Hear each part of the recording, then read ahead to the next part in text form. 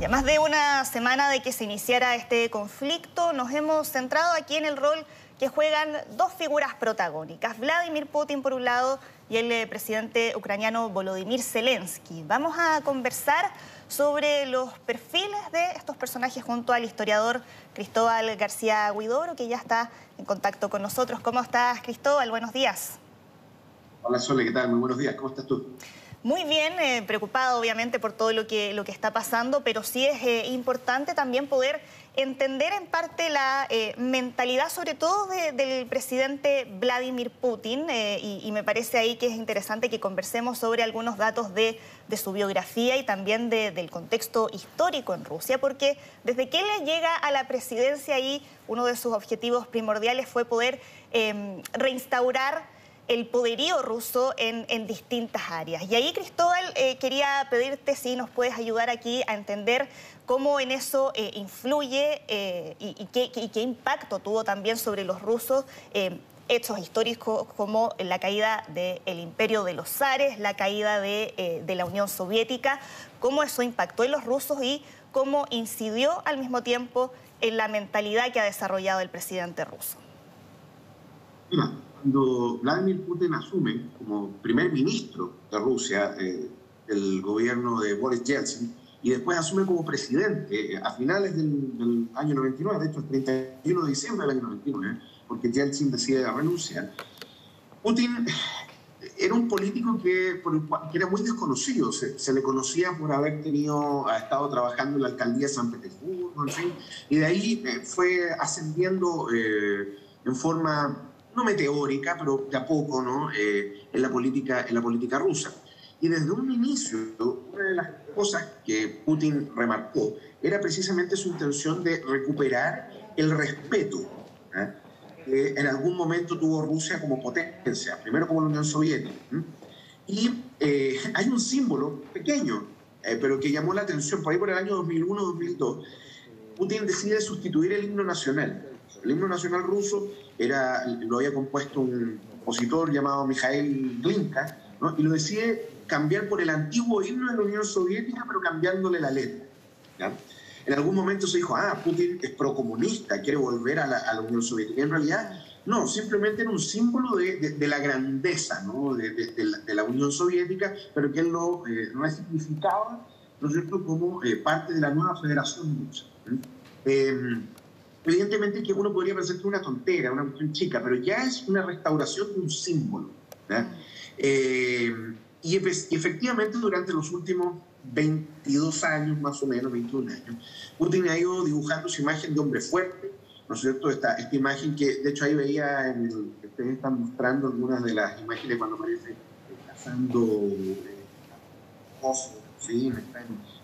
A dorso desnudo, pescando, etc.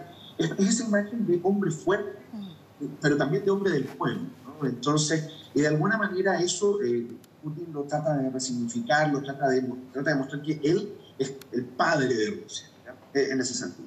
Ahora, ¿cómo tomó Putin la caída del muro de Berlín? ¿Cómo tomó la caída de la Unión Soviética? Él siempre lo ha considerado una tragedia, porque en el fondo, y con esto conecto con lo que estaba diciendo recién, Rusia se convirtió en un país casi un estado fallido, ¿no? Altísima inflación, desabastecimiento, desorden político, corrupción, y eso más o menos abarca todo el periodo que Yeltsin fuera presidente de Rusia en la década de los 90. Putin venía a barrer, en definitiva, con todo eso y a restaurar esa gloria y orgullo perdidos, ¿no? Que en parte se culpaba a Occidente precisamente de que Rusia hubiera caído en este espacio de postración.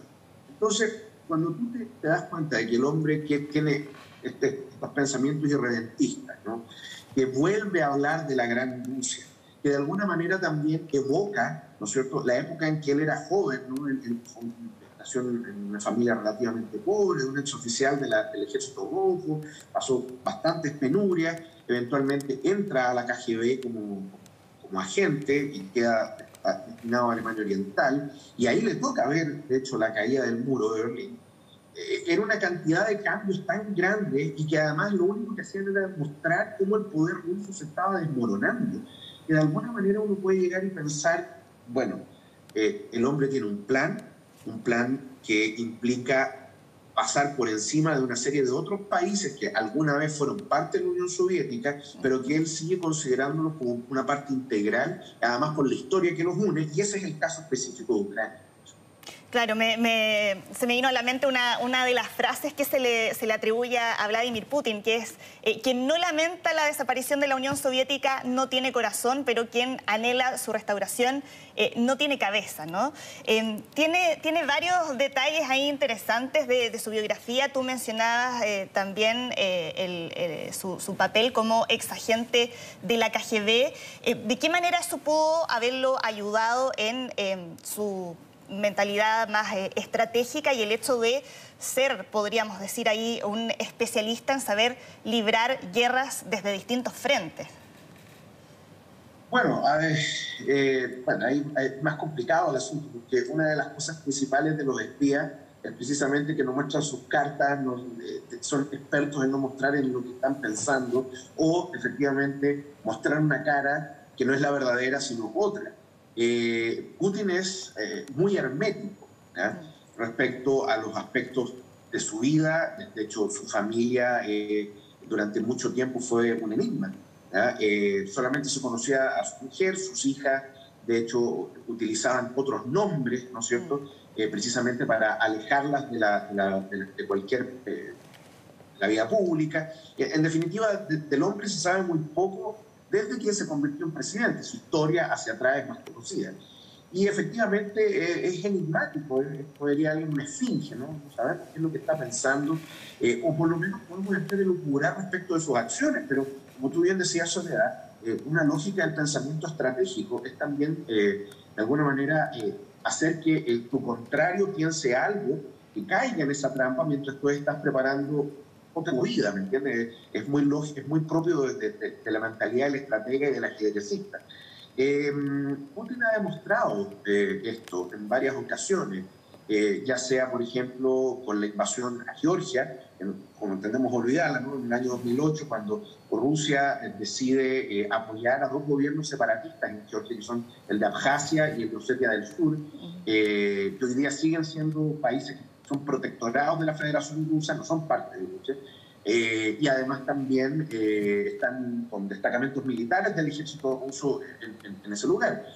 Lo mismo pasó hace unos días atrás, de hecho, con el presidente Macron. ¿Te acuerdas cuando Putin le aseguró que bajo ninguna circunstancia se iba a bombardear a la población civil? Y las imágenes que ustedes mostraron hace unos minutos atrás muestran todo lo contrario, ¿me entiendes? Entonces, en el fondo, lo que ha hecho Putin es engañar, mentirle en su cara a Occidente, y Occidente sigue impávido, porque al final del día Rusia es un país enorme que tiene armas nucleares y que la OTAN teme de que si en algún momento acorrala demasiado a Rusia, o incluso, y esto es cierto, Rusia ve su integridad territorial amenazada, o lo que ellos consideran su integridad territorial, bueno, en realidad las circunstancias subsiguientes son las peores que uno se puede imaginar. De alguna manera el presidente Macron, sí, quizá algo de eso está elucubrando con su frase, ¿no es cierto?, de que lo peor está por venir.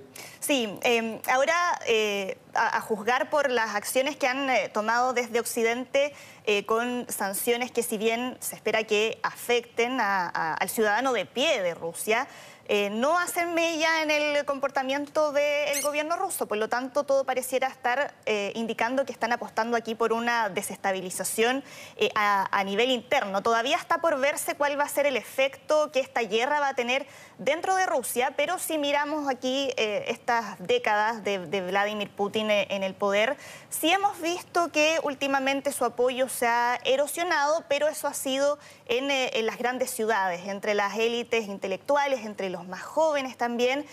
No ha ocurrido lo mismo en la Rusia profunda, donde ellos sí se sienten ahí identificados con este proyecto restaurador que propuso en su momento el presidente Putin. ¿Cómo crees que esto podría impactar la imagen que tienen los rusos de su presidente? Y si es que podría ahí generar cierta desestabilización.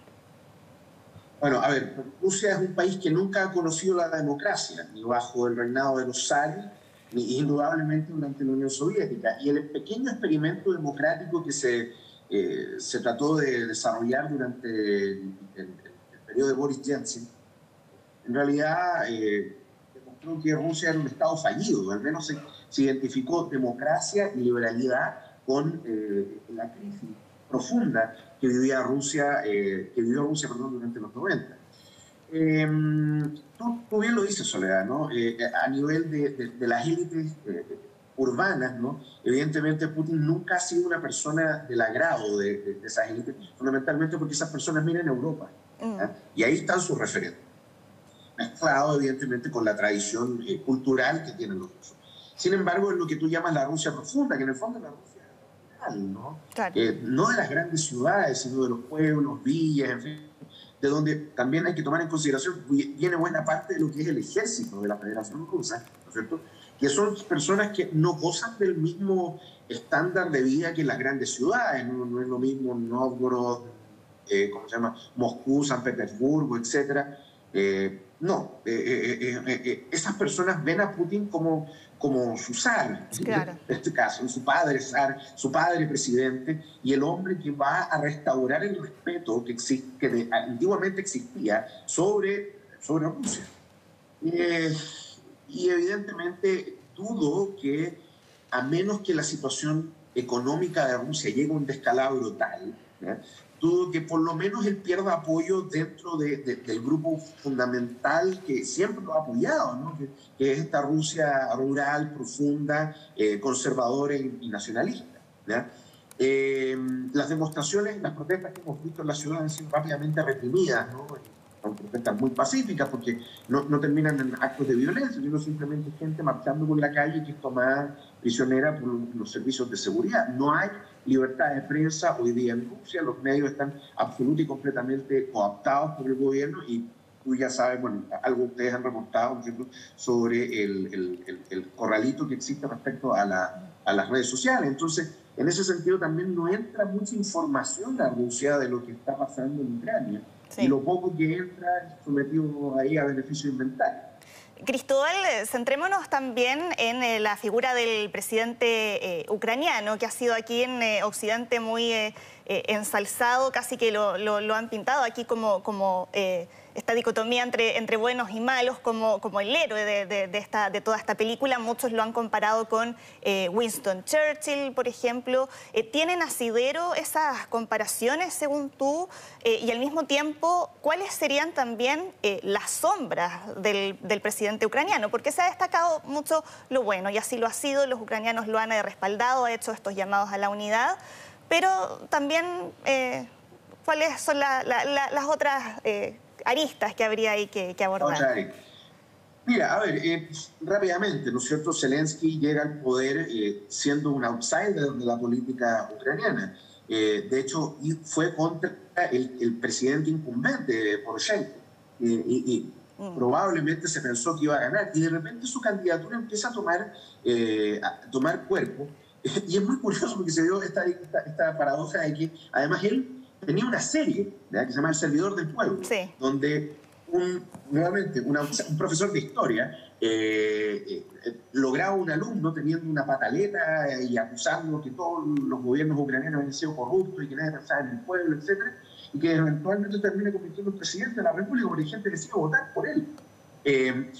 Y al final la serie se terminó convirtiendo en realidad. ¿Por qué? Porque hubo mucha gente que dijo, oye, ¿sabes qué? Yo me siento identificado por el programa y me siento identificado por el personaje. Quizá él pueda llevarnos al desarrollo, pueda llevarnos a Europa, pueda eventualmente, ¿no es cierto?, darnos la prosperidad que tanto ansiamos. Además hay que tomar en consideración que era uno de los comediantes más famosos de Ucrania al momento de asumir la presidencia. El tema es que Zelensky, y aquí entramos en los claros oscuros del personaje, en algún momento se le cuestionó porque quizás se le pensó que era una especie como de títere, ¿no?, de los oligarcas ucranianos, ¿verdad? De hecho, era lo mismo que él criticaba en la serie. Y en una entrevista, de hecho, lo atribuye con un periodista occidental y le dice, oiga, pero usted trabaja para el canal de un personaje, que es un oligarca, que hoy día está acusado de fraude. Y Zelensky dice una cuestión muy, muy notable, fue una salida muy buena. Le dice, sí, pero el problema es que tendríamos que condenar a todas las personas que trabajan, en definitiva, en todos los medios de comunicación que están todos dominados por oligarcas. Todos los dueños de canales de televisión son oligarcas. Los dueños de las cadenas de supermercados son oligarcas. ¿Y esas personas son malas de por sí? No. Yo soy absoluto y completamente independiente. Ese fue un primer punto que logró salvar bien. Lo otro es que Zelensky, cuando asume la presidencia, en realidad asume con una plataforma que era bien populista, cercana a la centro-derecha o al centro propiamente tal, pero además también con una retórica bastante nacionalista. De alguna manera trató que es muy propio también de ciertos movimientos populistas europeos, y trató de alguna manera de rescatar eso, especialmente porque durante el gobierno de Poroshenko se dio la invasión, ¿no es cierto?, en el Donbass, que es de manera el germen de lo que estamos viendo, ¿no? Y también han salido, no directamente relacionadas con él, pero han salido algunas acusaciones de corrupción dentro de personajes de su gobierno, del rango medio, que en realidad no salpican a Zelensky, pero de alguna manera manchan esta imagen inmaculada que supuestamente él quería instaurar en su presidencia, ¿ya? Y por otro lado, y aquí ya entramos en una crítica, estoy hablando a título personal, por si acaso, hay una crítica que uno puede hacer respecto a cómo se ha desarrollado su política internacional, ¿ya? Su acercamiento un tanto imprudente y muy rápido, ¿no es cierto?, Occidente, de alguna manera le dio la excusa al gobierno ruso de decir, oye, aquí nos sentimos amenazados, ¿ya? Y le dio el paulo a que el régimen de la Federación Rusa inventara toda esta historia de la desnazificación que hay que realizar en Ucrania, que también es paradójico, especialmente cuando tú tienes un presidente de origen judío. Claro. ¿Entiendes? Entonces, ahí también hubo cierto grado de torpeza y falta de experiencia, ¿no es cierto?, yo creo, dentro del gobierno, incluido el presidente Zelensky, en cómo tratar de acercarse a Occidente, a Europa, pero también sin despertar la ira, ¿no es cierto?, del oso ruso. Bien, pues Cristóbal, muchas gracias por habernos ayudado aquí a poner en contexto y en perspectiva uno de los dos principales protagonistas de todo este conflicto. Gracias por haber conversado con nosotros, que estés bien. Muchas gracias, Soledad, por la invitación, que les vaya muy bien. Chao, buenos días.